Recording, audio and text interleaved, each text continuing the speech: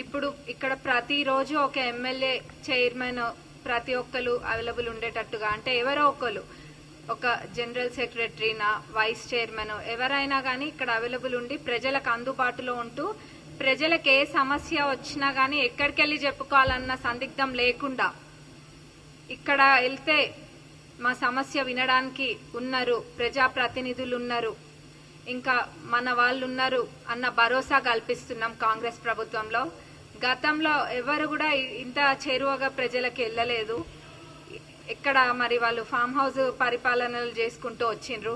కానీ కాంగ్రెస్ ప్రభుత్వంలో మీరు చూసినట్టయితే మా గౌరవ ముఖ్యమంత్రి గారైన మంత్రులు, ఎమ్మెల్యేలము ప్రతి ఒక్కరు ఎవరం కూడా విశ్రాంతి అనేది లేకుండా ఎల్లప్పుడూ ప్రజలకు అందుబాటులో ఉంటున్నాము. అందులో ఎటువంటి సందిగ్ధం లేదు. ఇప్పుడు ఈ రోజు కూడా ప్రజావాణిలో చాలా మంది వచ్చినారు, వాళ్ళకున్న సమస్యలన్నీ కూడా చెప్పినారు. ఎస్పెషల్లీ రేషన్ కార్డ్స్ ఇళ్ల గురించి ఎక్కువ మంది వస్తున్నారు. రేషన్ కార్డ్స్ ఎందుకంటే లాస్ట్ 10 years కూడా ఎవరికి కూడా రేషన్ కార్డ్స్ అనేది ఇయ్యలేదు. ఎంతసేపు ఎక్కడైతే బై ఎలక్షన్స్ వచ్చినాయో అక్కడ అంటే వాళ్ళ జనాలను ఒక ఓట్ బ్యాంక్ లెక్క చూసినారు అంతే. బై ఎలక్షన్స్ వచ్చిన దగ్గర ఇచ్చినారు అంతేగాని వేరే ఎవరికి కూడా రేషన్ కార్డులు ఇవ్వలేదు. ఇప్పుడు ఆల్రెడీ రేషన్ కార్డులు వస్తున్నాయి.